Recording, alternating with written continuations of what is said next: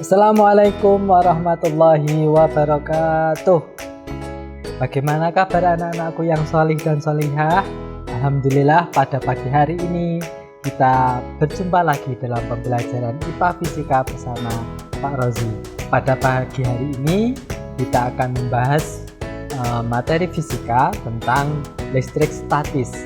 Sebelum kita memulai pembelajaran, alangkah lebih baiknya jika kita semuanya berdoa kepada Allah semoga pembelajaran kita diberikan kemudahan dan kelancaran sehingga menjadi ilmu yang bermanfaat. Oke anak-anakku, mari kita mulai dengan berdoa terlebih dahulu. Berdoa mulai. Raditu billahi robba wa bil islami dina wa bi muhammadin nabiyya wa rasula rabbi zidni ilma warzuqni fahma amin. Oke, mari kita simak video pembelajaran setelah ini.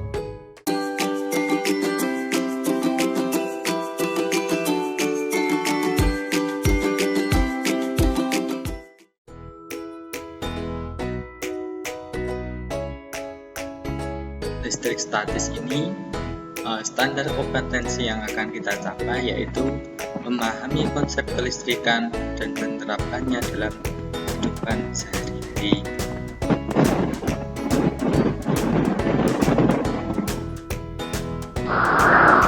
Kemudian kompetensi dasarnya yaitu mendeskripsikan muatan listrik untuk memahami gejala-gejala listrik statis serta kaitannya dalam kehidupan sehari-hari.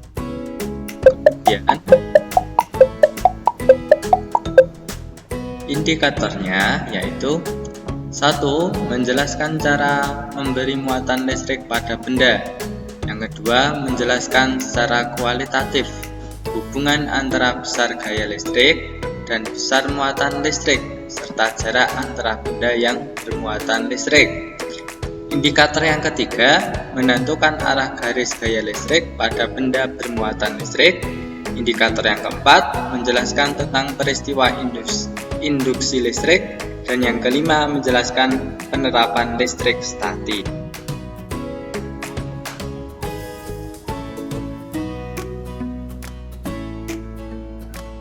Oke, anak-anakku, sekarang kita masuk ke indikator yang pertama ya.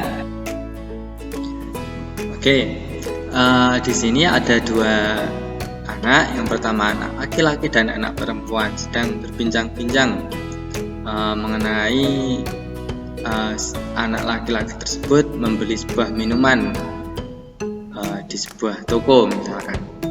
Nah, si anak laki-laki itu berbicara, lihat pada kemasan produk kesehatan ini tercantum tulisan yang mengandung mineral-mineral dalam bentuk ion. Apa maksudnya ya?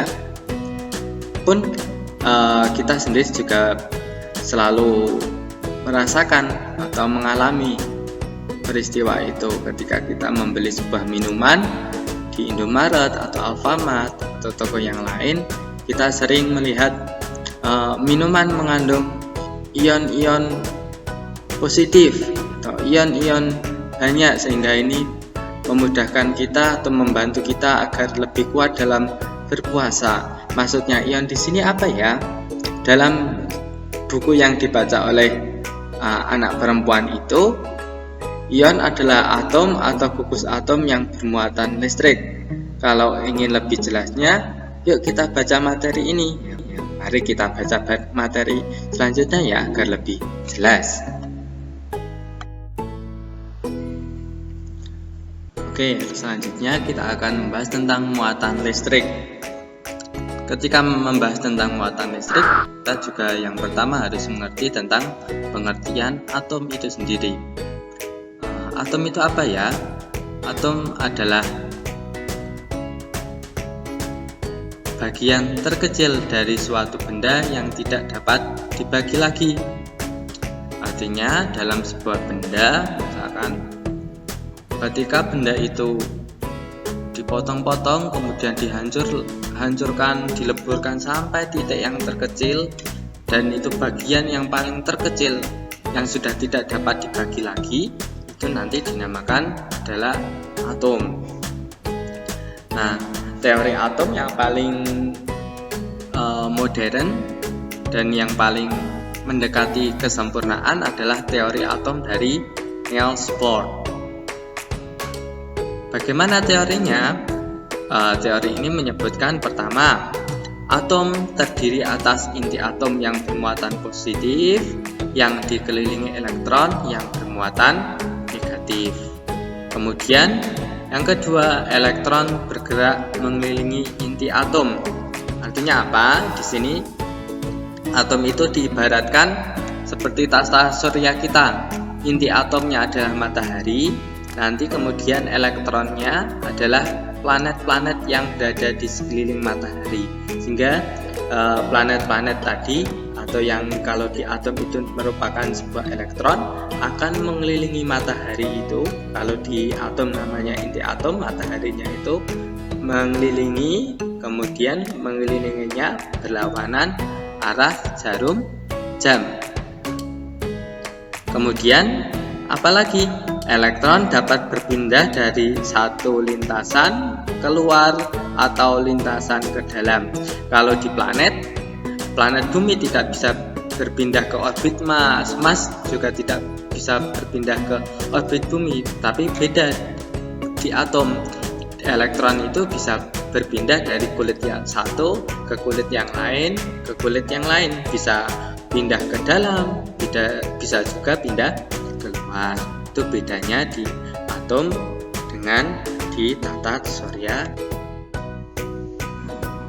Oke, Pak Razi tadi bilang ketika sebuah atom, sebuah benda dihancurkan menjadi sangat-sangat kecil, nanti dia akan menjadi sebuah atom. Bagaimanakah jalannya? Gini, Pak Razi punya sebuah benda zat padat ya, rapat. Terlihat dari susunannya dia teratur, beda dengan zat cair dan benda gas. Kemudian Pak Razi potong nih benda padatnya, kemudian Pak Razi potong sampai kecil-kecil lagi, yang paling kecil. Yang paling kecil inilah namanya satu partikel atau atom. Nah, kita lihat di sini. Atom itu terdiri dari 3. Ada proton, ada elektron, ada neutron. Nah, inti atom itu terdiri dari neutron yang bermuatan netral dan proton yang bermuatan positif. Kemudian yang mengelilingi atomnya, yang mengelilingi inti atomnya itu dinamakan elektron atau yang bermuatan negatif. Jadi sesuai penjelasan Pak Razi tadi, atom itu terdiri dari inti atom yang bermuatan positif, kemudian yang dikelilingi oleh elektron yang bermuatan negatif.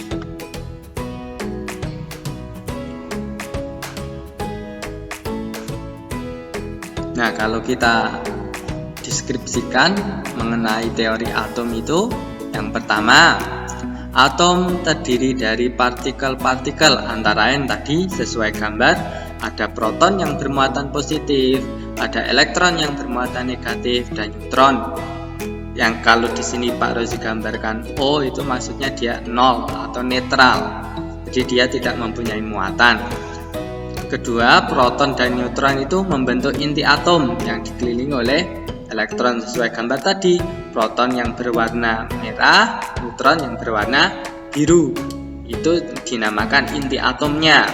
Kemudian elektron dalam mengelilingi inti atom pada tingkat energi tertentu, semakin jauh dari energi elektron semakin kecil. Jadi misalkan tadi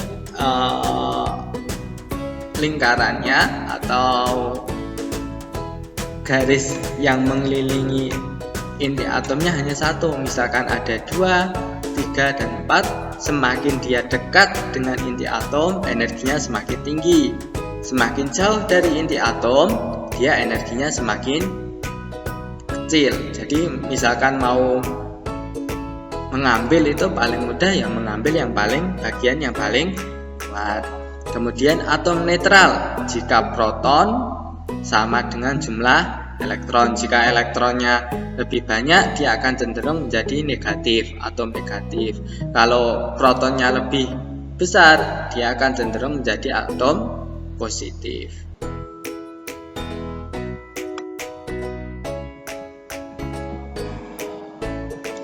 Nah, di sini Pak Rozi kasih contoh lagi.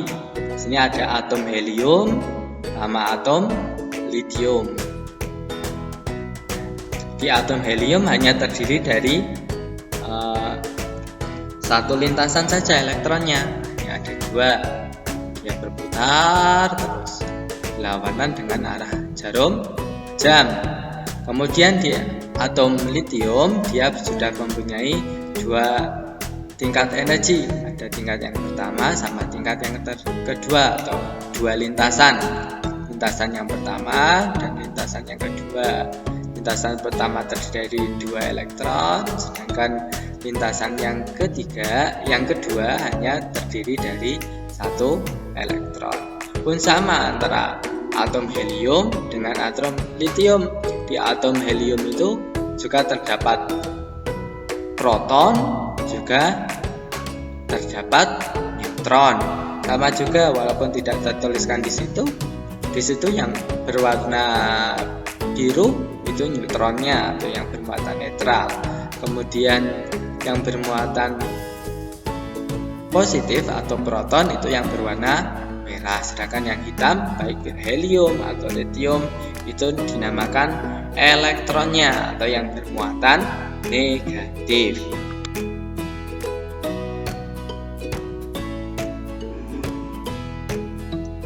Nah, selanjutnya setelah kita membahas tentang teori atom, kita akan membahas tentang listrik pada benda. Ketika kita kecil atau bahkan sekarang pun kita sering bermain. Bagaimana penggaris yang digosok-gosokkan ke rambut dapat menarik bulu ayam, atau yang sering kita lakukan bisa menarik kertas. Yang kita gosokkan, kemudian nanti kita dekatkan ke kertas, nanti kertasnya akan tertarik ke penggaris. Bagaimana ya itu bisa terjadi? Bagaimana penjelasannya? Kalau menurut fisika, nah, ini gambarnya. Ini ketika kita gosok-gosokkan, terus bisa menarik. Kok bisa menarik ya? Bagaimana kok itu bisa terjadi? Yuk kita akan bahas. Nah, bagaimanakah sebuah benda bisa menjadi bermuatan? Ini Pak Rozi kasih gambarannya. Ini di sini ada penggaris plastik dan kain wol. Kedua-duanya masih netral, tidak bermuatan listrik. Kemudian Pak Rozi gosokkan kain wolnya ke plastik, digosok terus.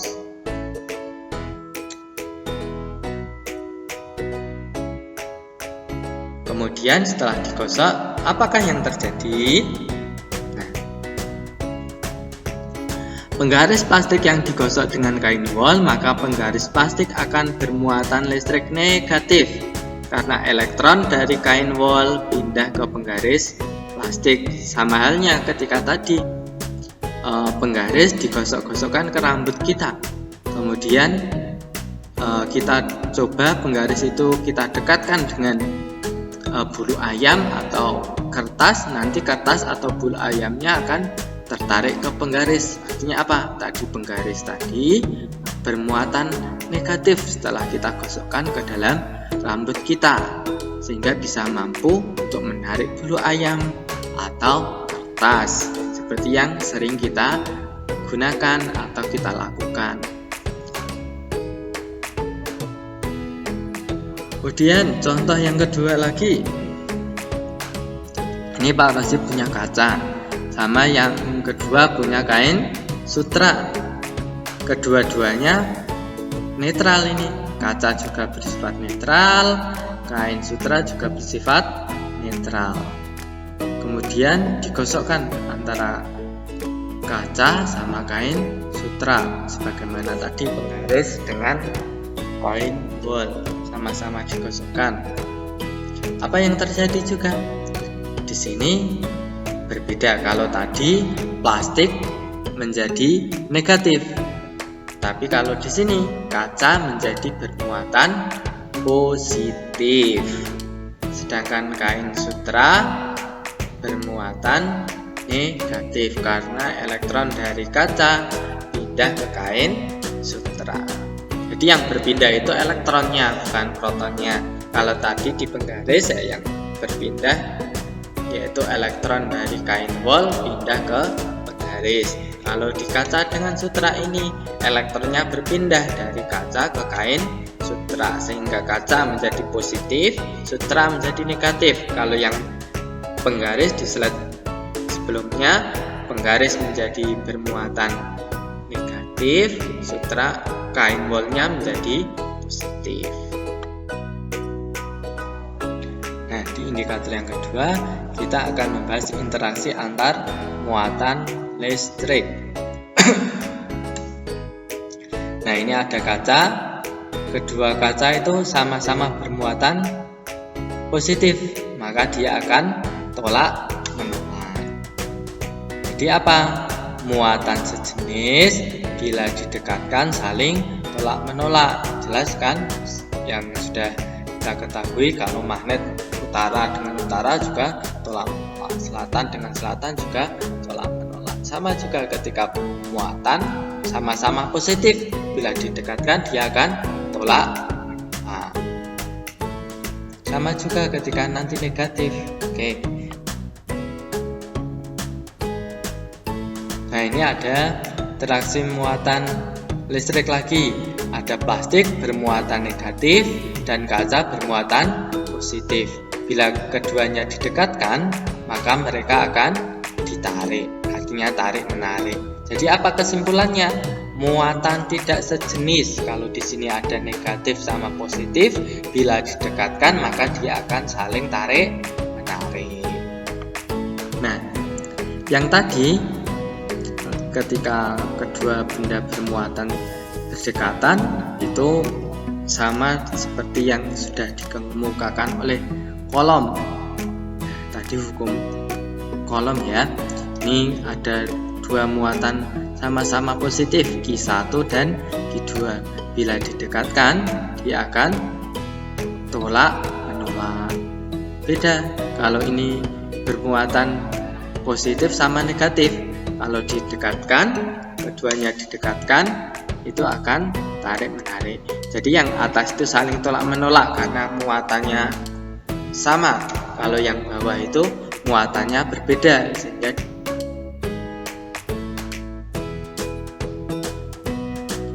nah, besar gaya tarik atau tolak antara muatan benda itu sebanding dengan besar muatan masing-masing dan berbanding terbalik dengan kuadrat jarak antara kedua muatan. Kalau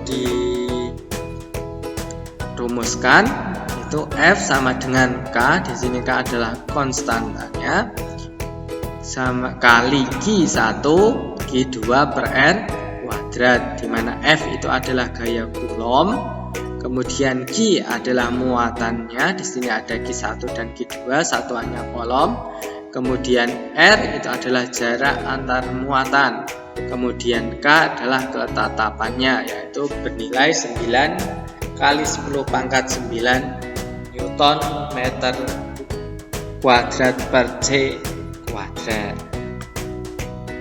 Bagaimana anak-anakku? Mudah kan? Jika mengalami kesulitan, bisa menghubungi Pak Rozi via Google Classroom atau bisa menghubungi Pak Rozi secara jabri. Oke, kita akhiri pembelajaran pada pagi hari ini dengan membaca hamdalah bersama-sama. Alhamdulillahirabbil alamin. Cukup sekian dari Pak Rozi. Bila ada kesalahan atau tutur kata yang kurang berkenan, Pak Rozi mohon maaf yang sebesar-besarnya. Wassalamualaikum warahmatullahi wabarakatuh.